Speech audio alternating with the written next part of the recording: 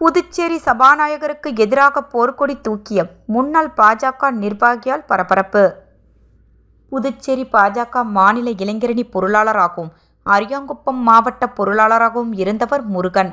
சபாநாயகர் செல்வத்தின் தீவிர ஆதரவாளரான இவர் கடந்த சட்டசபை தேர்தலில் தேர்தல் பணியாற்றி உள்ளார். இந்நிலையில் தற்போது அவர் சபாநாயகருக்கு எதிராக தனது ஆதரவாளர்களுடன் போர்க்கொடியை தூக்கியுள்ளார்.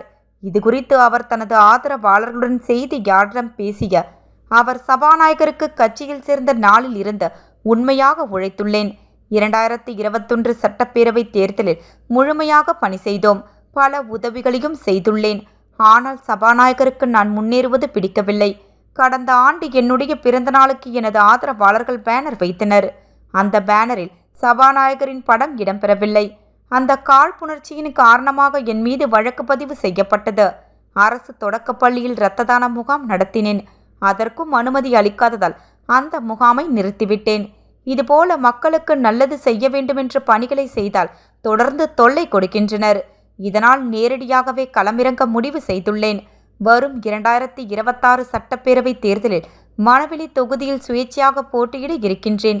எனக்கு எந்த கட்சி ஆதரவு அளிக்குமோ அது பற்றி எனது ஆதரவாளருடன் கலந்தாலோசனை செய்து முடிவை அறிவிப்பேன். மக்களுக்கு நல்லது செய்ய விடுங்கள்.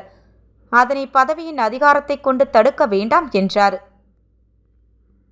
முட்டுக்கட்டைகள்லாம் எனக்கு வருது.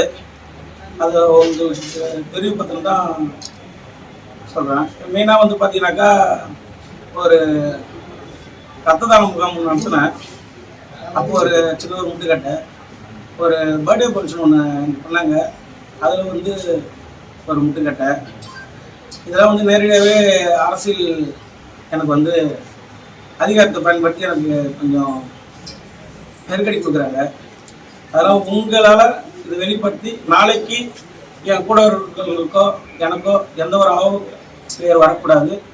அப்படி ஏதாவது வந்துச்சுனாக்கா அது முழுக்க முழுக்க இந்த அரசியல் அதிகாரிகள் தான் காரணங்கிறது இது மூலிமா நான் தெரிவிக்கிறேன். நான் வந்து ஏதோ ஒரு நல்லது செய்யணும் இந்த மக்கள் நினைக்கிறேன். அது எல்லாருக்கும் இந்த இன்னும் அரசியல்வாதிலாம் இப்படி தான் இருப்பாங்களான்னு எனக்கு தெரியல. அவங்களும் கஷ்டப்பட்டு ஒரு இது வந்திருப்பாங்க. ஆனால் வந்ததுக்கப்புறம் அந்த பதவியை தக்க வைக்கிறதுக்கோ அவங்களோட அதிகாரத்தை பயன்படுத்தி கொஞ்சம் முட்டுக்கட்டம் போடுறாங்க. இதை வந்து நீங்கள்